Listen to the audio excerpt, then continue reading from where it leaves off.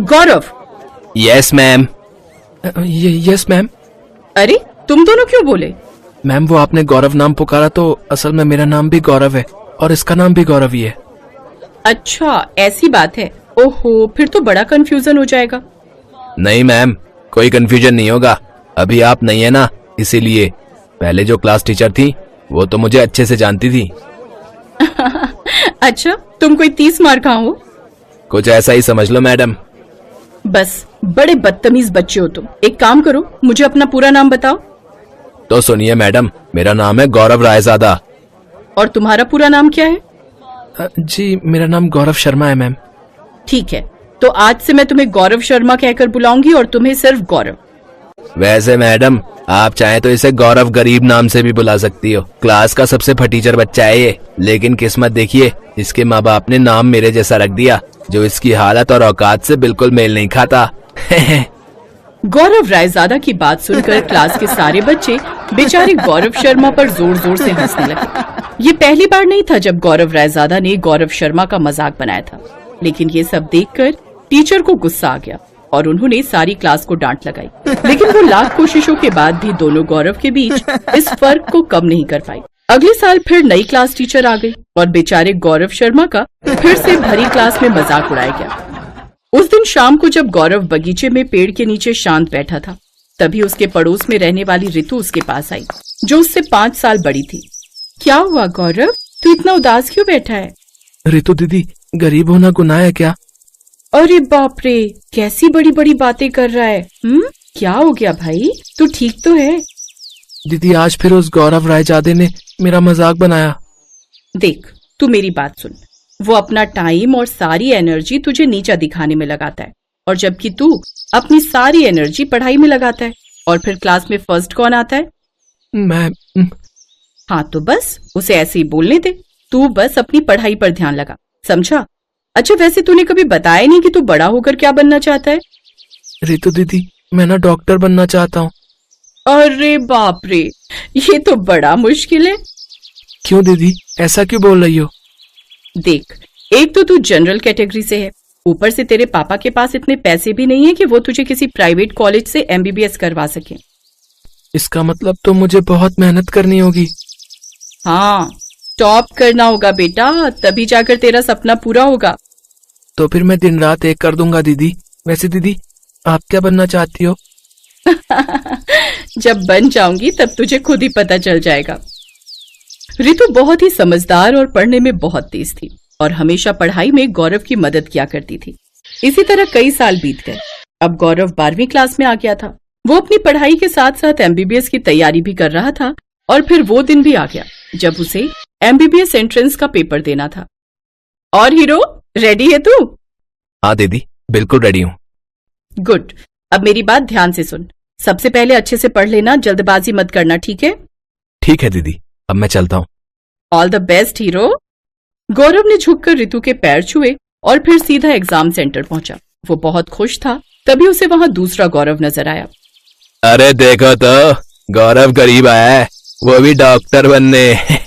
अबे मान ले, गलती से तेरा एंट्रेंस निकल भी गया ना, तो फीस कहाँ से चुकाएगा बे? और अगर प्राइवेट कॉलेज मिला तो फिर तो तू अपना घर बार बेच के भी फीस नहीं दे पाएगा। बड़ा है MBBS बनने फटीचर कहीं के। गौरव हमेशा की तरह उसे देखकर मुस्कुराया और बिना कुछ कहे एग्जाम सेंटर के अंदर चला गया। तो वहीं अमीर गौरव भी उस पर हंसते हुए सेंटर के अंदर चला गया। फिर कई दिनों के बाद जब एंट्रेंस एग्जाम का रिजल्ट आया तो गौरव शर्मा के 720 में से 699 नंबर आए थे, जबकि गौरव रायजादा के 600 नंबर आए थे। रिजल्ट देखने के बाद अमीर गौरव ने गरीब गौरव शर्मा का मजाक बनाते हुए कहा, ले हो गया बेटा, जनरल कैटेगरी में सरकारी कॉलेज तो अब तुझे मिलने से रहा। अब क्या करेगा गौरव शर्मा? और मुझे देख, 600 नंबर लाकर भी अब मैं पढ़ूंगा MBBS, वो भी सबसे महंगे कॉलेज से।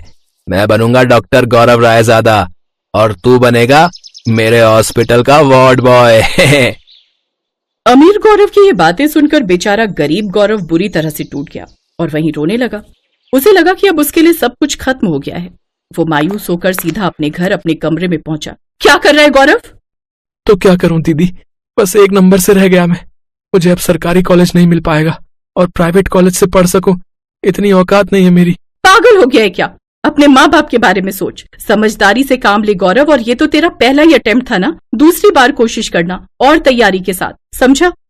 रोते हुए गौरव को रितु ने गले से लगा लिया और उसे चुप कराने लगी। फिर अगले दिन जब रितु गौरव का हाल पूछने फिर से उसके घर आई तो उसने देखा कि दरवाजे पर अखबार पड़ा हुआ था।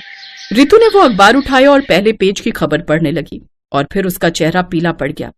ओह शिट गौरव, देख जरा, तेरे एमबीबीएस के एंट्रेंस एग्जाम का पेपर लीक हुआ था। देख इसमें क्या लिखा है, एमबीबीएस के एंट्रेंस एग्जाम का पेपर लीक हुआ।